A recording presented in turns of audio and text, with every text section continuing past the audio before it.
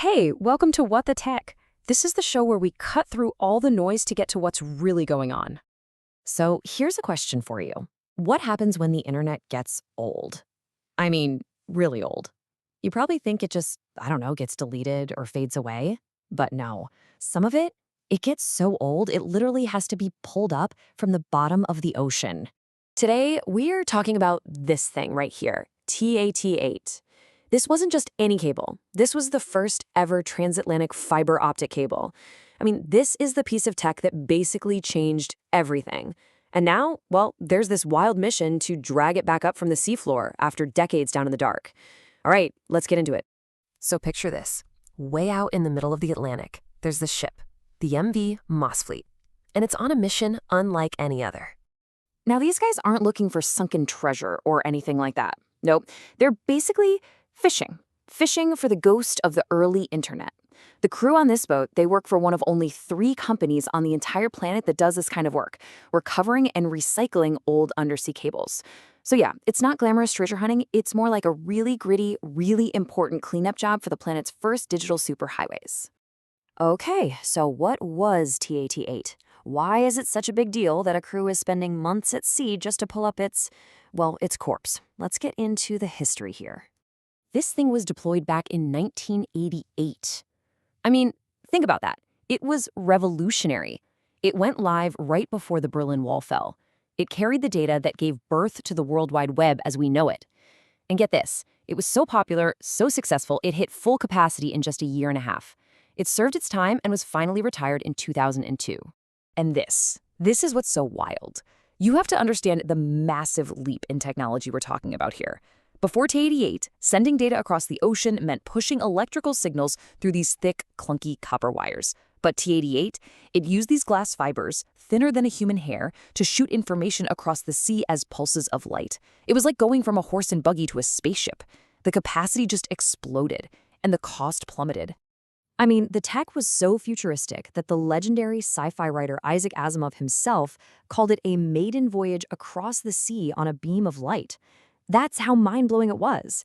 It was literally science fiction becoming reality. And what's just as incredible is the effort happening today to bring it back up.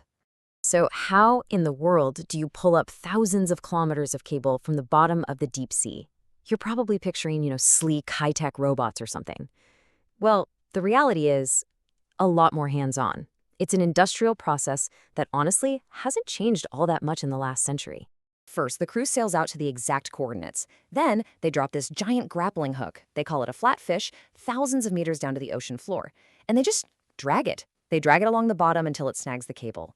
It's this crazy mix of super precise GPS data and just pure brute force. And just to give you an idea of the physical challenge here, every 50 kilometers or so, the cable has one of these signal boosters, or repeaters, and each one weighs 400 kilograms. That's almost 900 pounds. It's like a huge motorcycle. And the crew has to physically wrestle these things out of the water and cut them loose, by hand. Believe it or not, down in the ship's hold, the work gets even harder. You have these guys called coilers. Their job is to grab the cable as it comes on board and walk backwards in these slow, dizzying circles, hour after hour, to stack it perfectly. It's a skill you can't learn in a book. It's passed down from one old-timer to the next. It's just wild, right? The sheer amount of human effort that goes into building and maintaining this virtual world of ours is just astounding. It's a whole hidden world. And hey, if you think this stuff is as cool as we do us a huge favor and hit that like button and subscribe to What the Tech. Seriously, it helps us a ton. And drop a comment below. We really want to know what you think. All right, whenever you infrastructure this important, you're going to get myths and legends popping up around it. So let's bust a few of the biggest ones about these underwater lifelines. Okay, first up, the big one, the shark myth. You've probably heard it, right? The story that sharks just love to munch on our internet cables. Well, this whole thing started way back in '85. There was this test cable near the Canary Islands. It had a weird fault, and they found shark teeth nearby, and the legend was born. So what's the real story? Well, turns out there's zero real evidence that sharks are actively trying to take down your Netflix stream.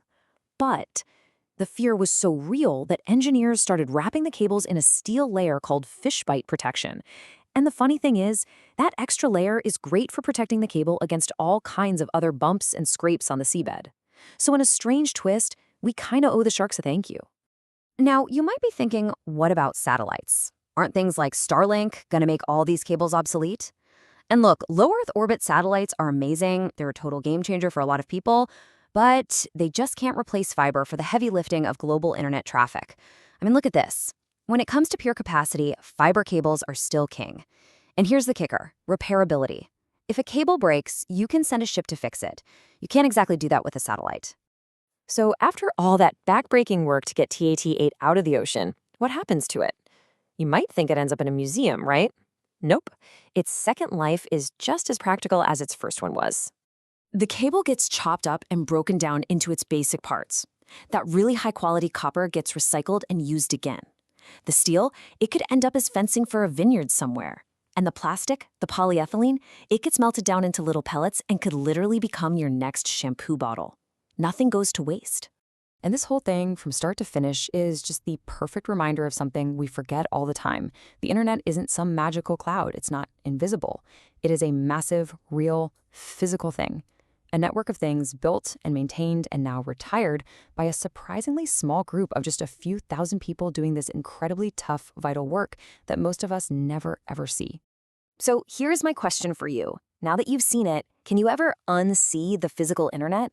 The next time you tap your phone or swipe or stream something from halfway around the world, maybe you'll picture the ships and the crews and all those miles of cable resting on the bottom of the ocean that make it all happen. Thanks for watching What the Tech.